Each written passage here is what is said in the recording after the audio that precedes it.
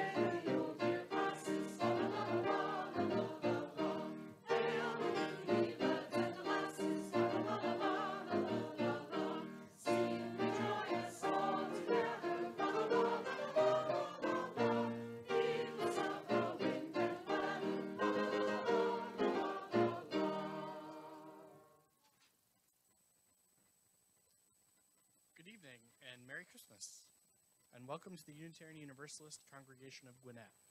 My name is David Morgan, my pronouns are he, they, and it is my great pleasure to lead this worship service this evening while Reverend Jane is on sabbatical. She will return to the pulpit March 13th. If you have a chalice at home to light with me in a few minutes, please have it ready.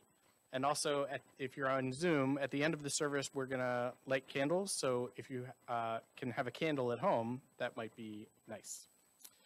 We arrive from many places and many life experiences as we gather to recall our true selves, reflect on the meaning of our lives, and explore questions of ultimacy together.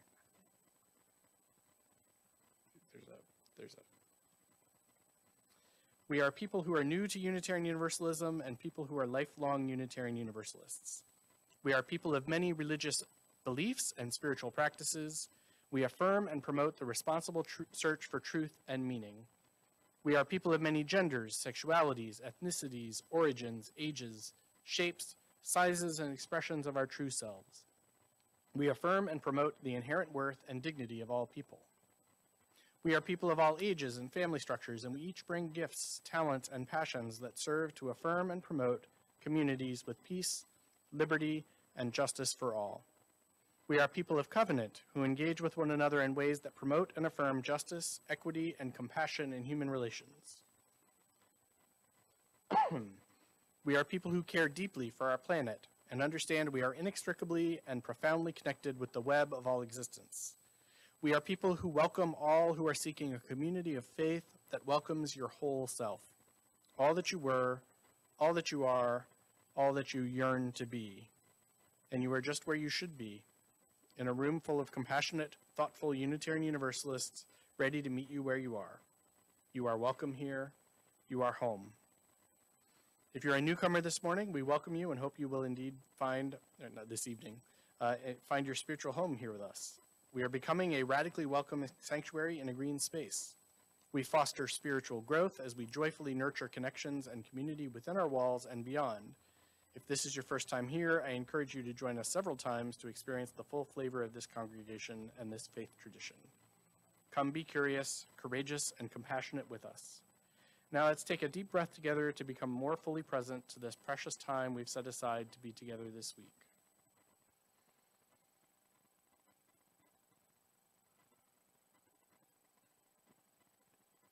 As sound vibrates through us and around us, may we be reminded how deeply and profoundly interconnected we are with one another, all humanity, all beings, all living things, and all the stars in the cosmos.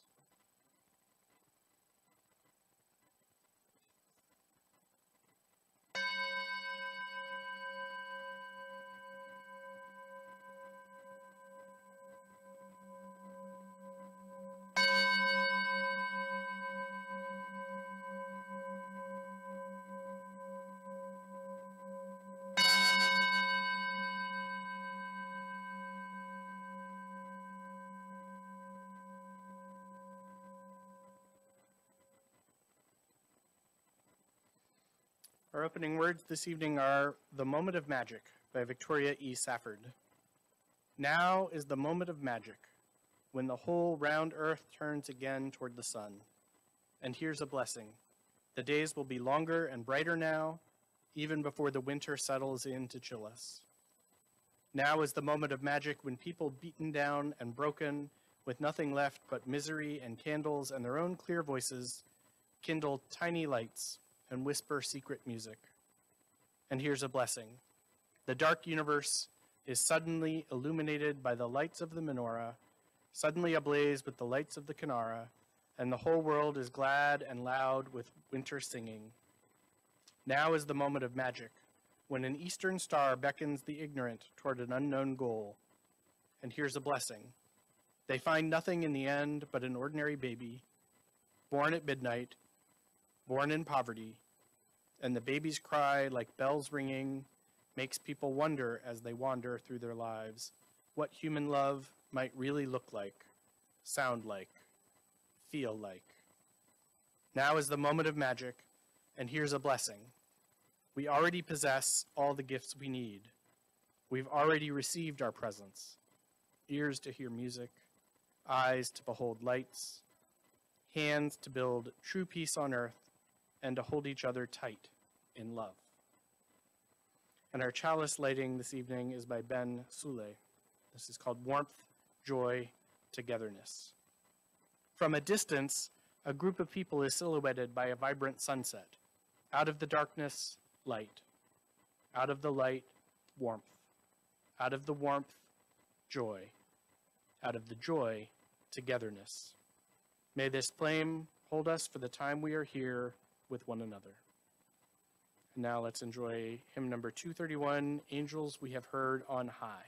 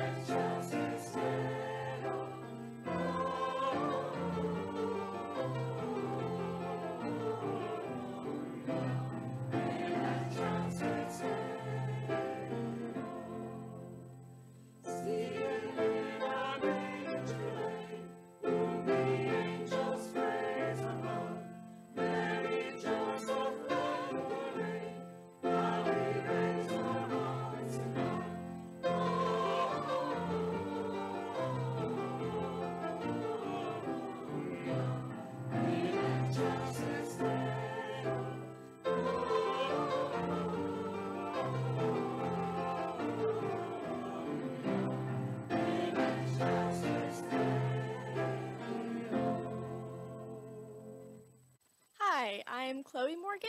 My pronouns are she, they, and our first reading tonight is from the book of Luke in the Christian Scriptures. In those days, a decree went out from Emperor Augustus that all the world should be registered. This was the first registration and was taken while Quirinius was governor of Syria. All went to their own towns to be registered. Joseph also went from the town of Nazareth to Galilee, to Judea, to the city of David called Bethlehem, because he was descended from the house of and family of David.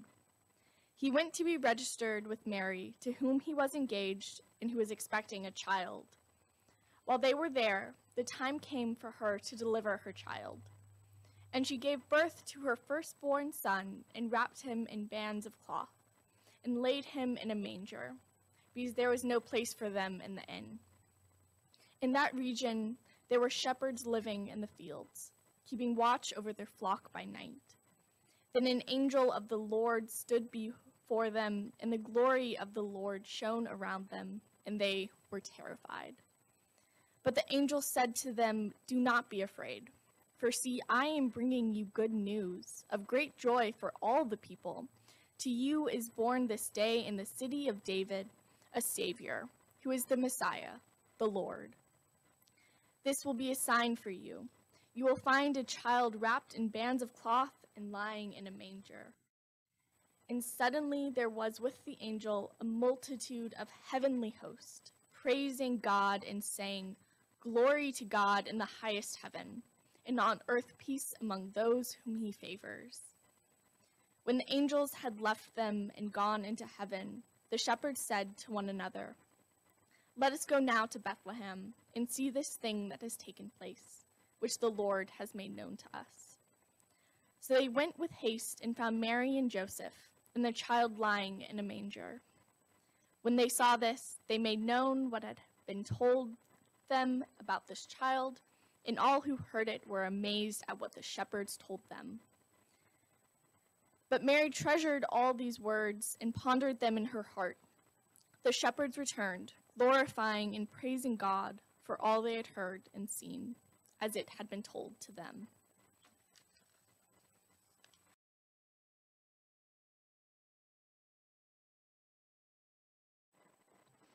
Hello, my name is Eris Kelly, and I will be reading a poem called Amazing Peace by Dr. Maya Angelou. Thunder rumbles in the mountain passes, and lightning rattles the eaves of our houses. Floodwaters await us in our avenues. Snow falls upon snow, falls upon snow to avalanche over unprotected villages. The sky slips low and gray and threatening. We question ourselves.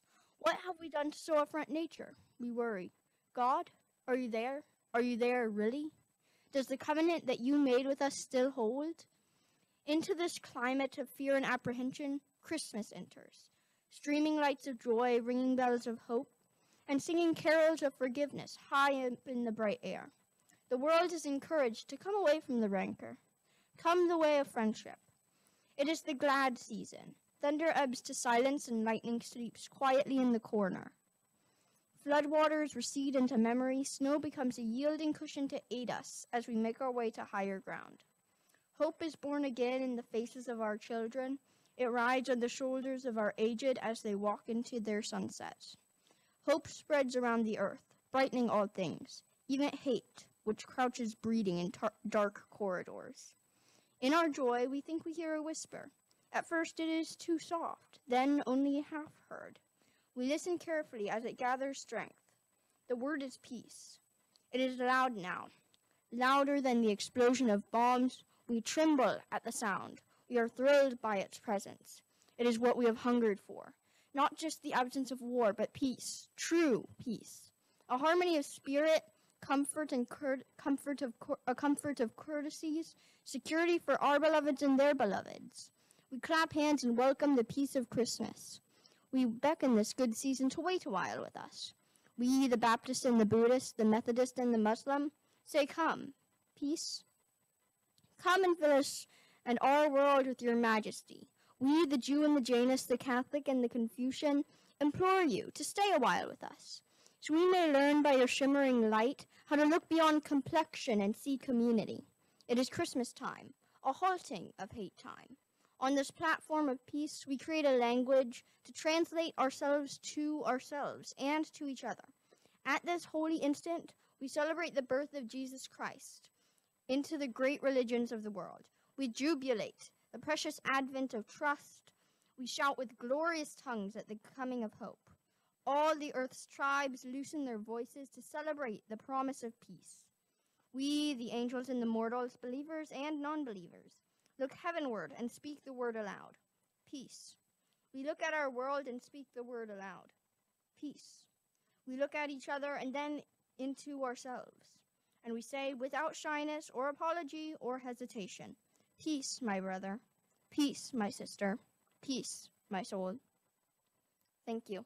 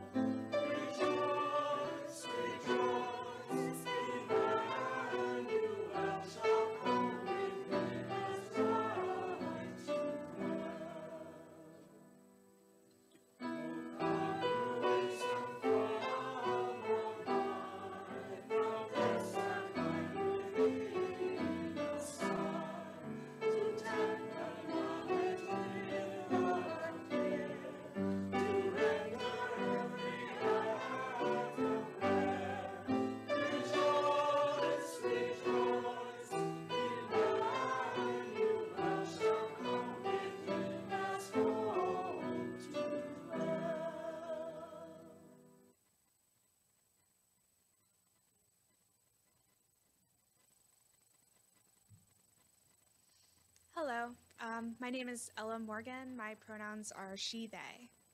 Our next reading is The Stolen Infant by Scavell. I like to think that after many years of living together, our family has developed a certain sense of equilibrium, a certain ease with each other. From time to time, of course, differences arise, and sometimes and occasionally, an act of outright rebellion. But as the reigning benevolent despot of King's Chapel Parsonage at 63 Beacon Street, I like to think that by and large we get on very well. I don't pretend that all differences are resolved. For example, we have not yet come to complete agreement on just how warm a house should be. I grew up in a house without central heating, and I have always felt that a cool house is a healthy house, impervious to colds and conducive to the flow of blood. My daughters do not share that sentiment, and at times become articulate upon that point.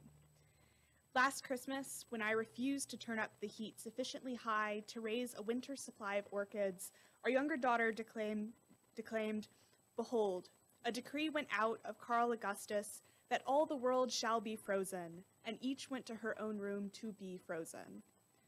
Nonsense, I returned. You're much better off here than if you were living in China or Russia. I don't recall her precise response, but something in her tone of voice suggested that she was not convinced and my word was not final.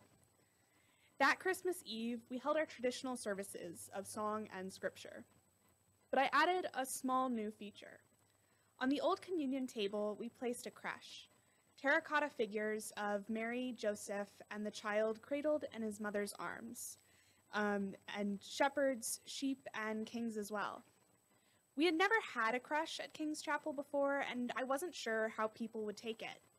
I hoped that the muted colors of these terracotta figures might soften any Puritan objections. We went through the family services at 4:30, Holy Communion at 6, and the big service at 10:30 p.m., and I heard nothing but words of appreciation. I was relieved, and I thought, perhaps we'd started a new tradition. I had finished greeting the crowd after the late service when our verger approached me with a worried look and said, "I think you'd better come down to the chancel." "Why? What's the matter, Tom?" I asked. "One of the pieces of the creche have been stolen." "Which ones?" I asked. "The Christ child," he answered. Oh Lord, I thought, here we put this out for the first time, and As we walked down the aisle of the church, I couldn't help but wondering who would take such a piece. A drunk? A nut? An objector? A prankster? We got to the chancel and looked at the creche, and sure as shooting, the baby was gone. I looked under the table and around the chancel floor.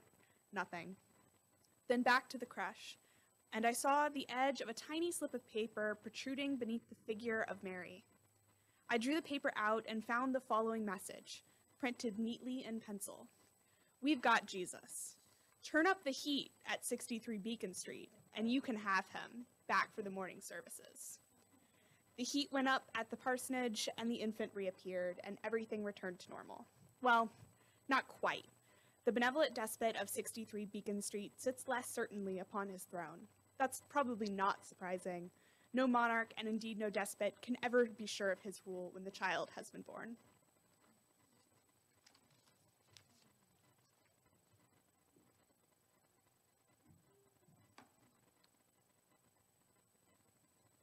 In Charles Dickens' classic tale, A Christmas Carol, we encounter the nephew of Ebenezer Scrooge, Fred, who says, "But I am sure I have always thought of Christmas time, when it has come around, apart from the veneration due to its sacred name and origin, if anything belonging to it can be apart from that, as a good time, a kind, forgiving, charitable, pleasant time, the only time I know of in the long calendar of the year, when men and women seem by one consent to open their shut-up hearts freely, and to think of other people as if they really were fellow passengers to the grave, and not another race of creatures bound on other journeys.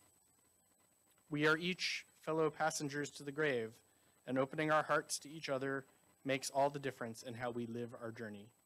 Every opportunity to bring love and light to another's path is a holy opportunity. Tonight's offering will go to the minister's discretionary fund, which the minister of this congregation administers in confidence for assisting our fellow passengers who are in need. At this time of year, the need is particularly great. Please give as generously as you are able. Our offering will now be given and very gratefully received. As we listen to our pianist Brian Bishop playing the first Noel, you will see on the screen ways to contribute to our offering via PayPal, Venmo, or by mailing a check payable to UUCG to the address shown.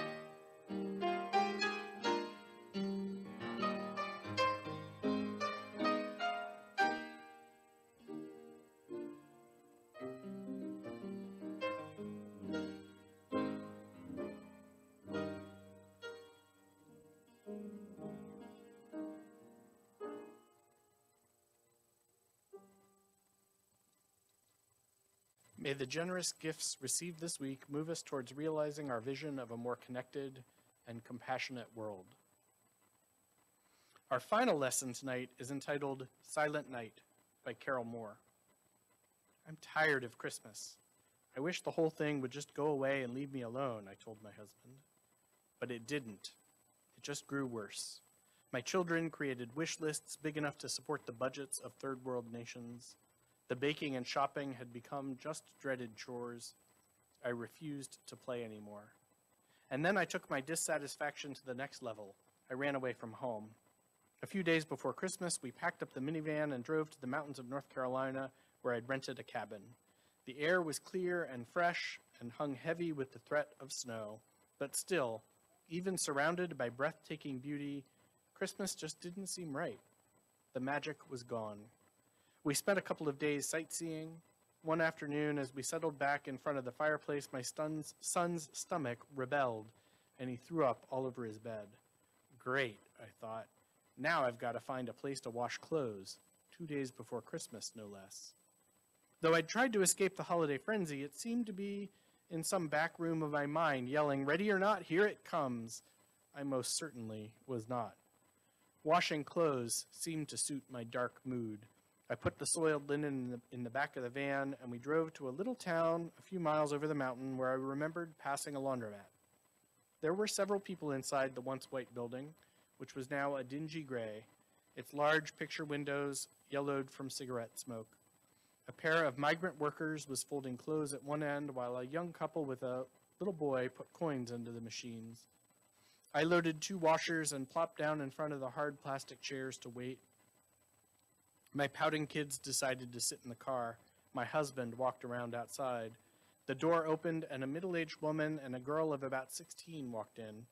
They'd pulled up in a wreck of a car, an old station wagon covered with more rust than paint, and lugged in a large plastic basket overflowing with dirty clothes. The 2 filled washing machines until they'd emptied the basket. The woman, who I assumed was the girl's mother, sat in a chair near the dryers, her back to me. Even from behind, she looked weary, her graying hair pulled off her face into a bedraggled ponytail. She wore a sweater with more holes than yarn and hugged it close to her. The girl, all lean angles with a tangle of dirty blonde hair, stood by the woman's side. She gently rubbed her mother's shoulder and smoothed her hair. Then the girl started humming, so softly I could barely hear her over the chugging washing machines and humming dryers. After a moment, the humming changed to singing. In a soft voice, she worked her way through the opening bars of Silent Night. Her long, thin fingers continually stroking her mother's ear, she closed her eyes, and her voice gradually swelled and rose to fill the room. In a pure, sweet contralto, she sang the last stanza of the classic carol, "Sleep in heavenly peace." The song was as familiar as my own childhood, when my grandfather would stand next to me on Christmas Eve, sharing the big hymn book as we joined in song. Outside, cars whizzed by on the narrow strip of asphalt curving through the mountain town. As the last weak rays of the sun streaked the sky, the older woman leaned into her daughter's side while the closing notes washed over us, warm and familiar. Sleep in heavenly peace. The door opened, throwing an icy blast into the room. It was my son. I shook off the moment and pulled clean linens from the dryer and folded them. My husband stepped back inside to help. As we walked outside, I felt something cold and wet hit my face. "It's snowing," my son said. "So it is," I said. "What do you say we go home?" "You mean back to the cabin?" my husband asked. "No," I said, "home, our home." He smiled. "Let's go get our things." I climbed into the van. As we pulled out, I saw the 2 women bathed in the dim glow of the fluorescent lights, digging into their pockets for quarters, laughing, sharing some private joke. I leaned back in the seat and watched the fat, lazy snowflakes dance in the headlights. I thought about the girl and the gift of song she'd given her mother, and how, by providence, she'd also given it to me, a stranger. And I remembered the child who once stood at her grandfather's side, singing Silent Night in a high, thin voice, playing counterpoint to his rich tenor. And how at the end of the hymn, both his favorite and mine. He reached down and took my hand, folding it into his bigger one and radiating his love for his God and for me. Yes, I thought, it really is time to go home.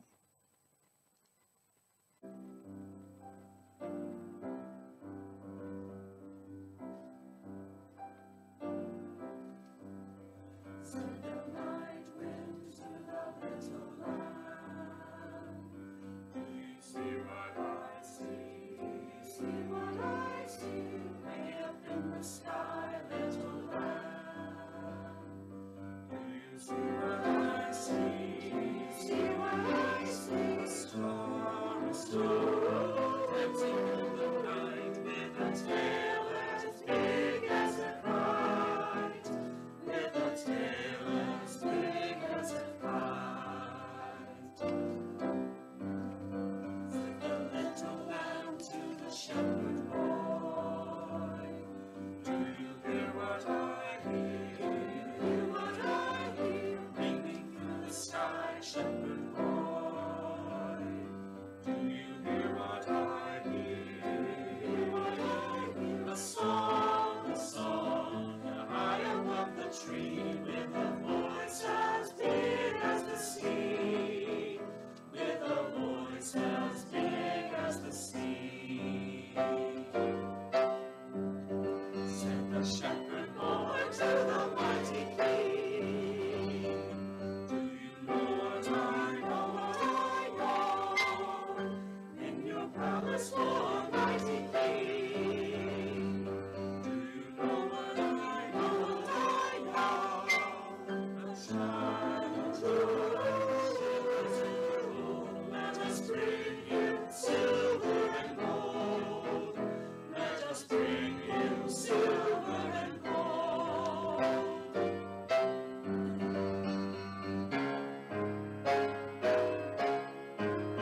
Said the king to the people everywhere, listen to what I say. Pray for peace, people everywhere. Listen to what I say. A child, sleeping in the night, he will bring us goodness and light. He will bring us goodness and light.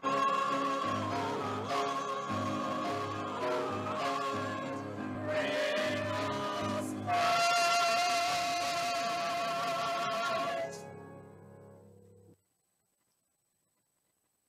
Great. So in a moment, Eris is going to light her candle from the chalice, and then she'll start the flame going. As your flame is lit, hold it upright, and let your neighbor light their candle from yours, and we'll pass the flame as we start to listen to Silent Night. Once all our lights are lit, we'll process out onto the back deck where we can sing Silent Night together, and then I'll read our closing words and we'll wrap up. Thank you.